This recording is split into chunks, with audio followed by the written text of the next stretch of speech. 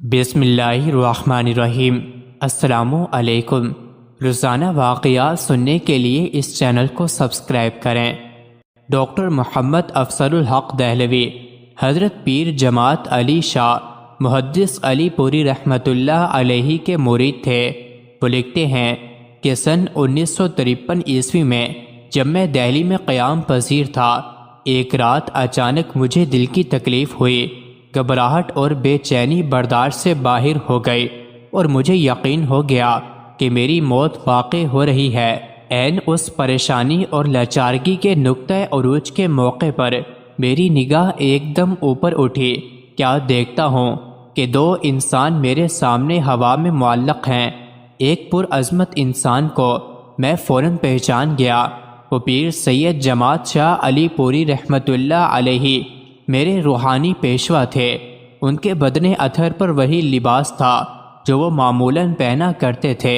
دوسری پر انور شخصیت ان کی داہنی طرف تھوڑے فاصلے پر قیام پذیر تھی، یعنی میری بائیں جانب وہ مقدس ہستی جسم پر ایک سیاہ عبا پہنے ہوئے تھی۔ وہ شانوں سے قدموں تک تھا۔ ان کا پاکیزگی میں ڈھلا ہوا چہرہ انور ایک سیاہ نقاب میں ڈھکا ہوا تھا۔ ان کا قد متوسط تھا۔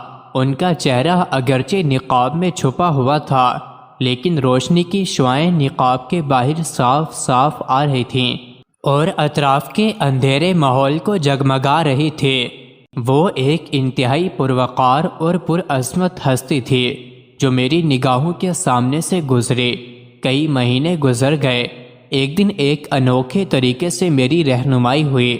میں آنکھیں بند کر کے رات کو بیٹھا ہوا آہستہ آہستہ درود پڑھ رہا تھا کہ سامنے وہی پرعظمت شخصیت آ گئی جو اس رات میرے پیر و مرشد کے دائیں جانب تھوڑے فاصلے پر قدم رنجا تھی۔ میں نے غور سے دیکھا، بالکل وہی تھی۔ میرا درود پڑھنا تھوڑی دیر کے لیے موقوف ہو گیا۔ میں سوچنے لگا، یا اللہ، یہ کون صاحب ہیں جن کی پاک توجہ میرے وجود کا تزکیہ کر رہی ہے، اور یہ اپنی اصلیت پتہ و نشان سے مجھے کیوں مطلع نہیں فرماتے؟ تھوڑی دیر سکون رہا اور میں نے پھر درود شریف پڑھنا شروع کر دیا۔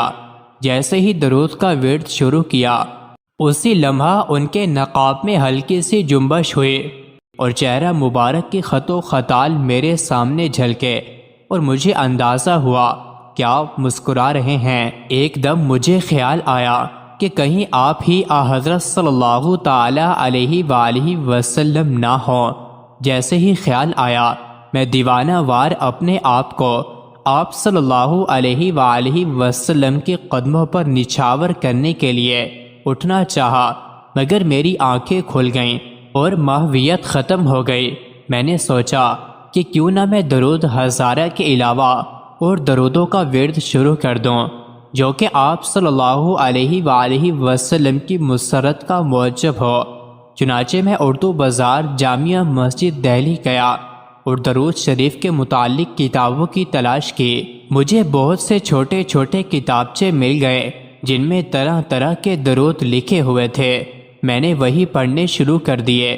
ہر جگہ ہر وقت درود شریف پڑھنے لگا اور سوچتا تھا کہ درود شریف پر کوئی ایسی مبسوط کتاب مل جائے جس کا ورد میں باقاعدہ کر سکوں۔ حضور نبی کریم صلی اللہ علیہ وآلہ وسلم کو ہمیشہ یاد کرنے کا یہی طریقہ سب سے بہتر ہو سکتا ہے اور آپ کی خوشی کا باعث بن سکتا ہے۔ اس مقصد کو پانے کے لیے دہلی کا کونا کونا چھان مارا، مگر سب بے سود ہوا۔ ایک دن میں اپنے فلیٹ میں مغرب کے بعد بیٹھا ہوا کچھ پڑھ رہا تھا کہ یکایک میرے سامنے ایک ہاتھ دکھائی دیا۔ میں فوراً ساکت ہو گیا۔ یہ سیدھے ہاتھ کا سایہ تھا۔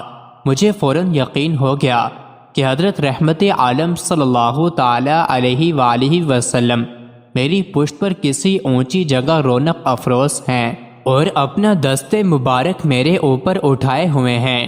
اس عظیم الشان حقیقت کو بھانپ کر میں مبہوت ہو گیا۔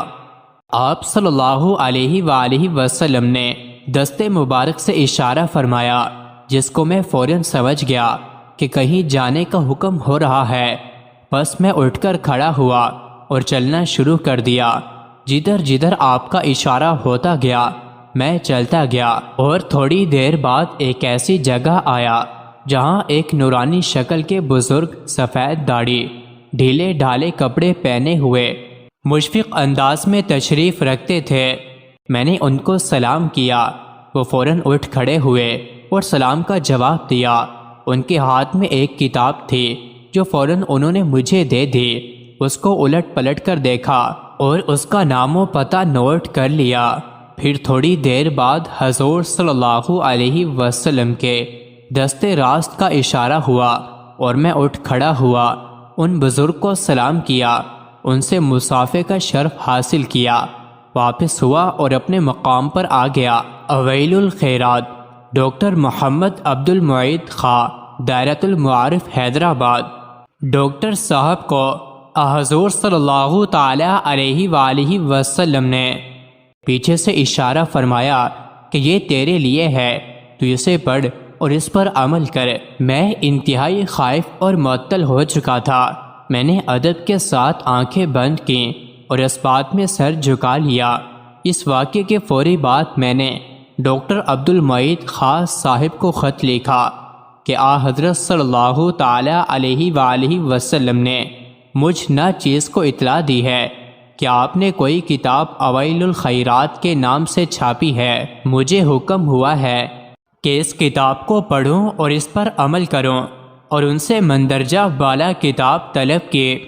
ان کا جواب میرے پاس آیا جس میں انہوں نے بڑی حیرت کا اظہار کیا اور لکھا کہ کتاب ابھی مکمل طور پر چھپ کر تیار بھی نہیں ہوئی ہے اور اس کی تقسیم بھی شروع نہیں ہوئی۔ کچھ دنوں بعد میں دفتر میں بیٹھا ہوا تھا کہ ڈاکیا ایک پارسل لے کر آیا جو کتابوں کا تھا۔ وصول کر کے کھولا تو خوشی کی انتہا نہ رہی، کیونکہ اس میں کتاب اویل الخیرات مؤلفہ حضرت سید محمد عبد الغفور النامی رحمۃ اللہ علیہ کے نسخے تھے۔ چنانچہ اس واقعے کے بعد سے میں نے پھر درود کی کثرت حسب سابق ہر فرض نماز کے بعد شروع کر دی اور پہلے سے بھی زیادہ پڑھنے لگا۔ مزید ایسے ہی ویڈیوز کے لیے چینل کو ضرور سبسکرائب کریں۔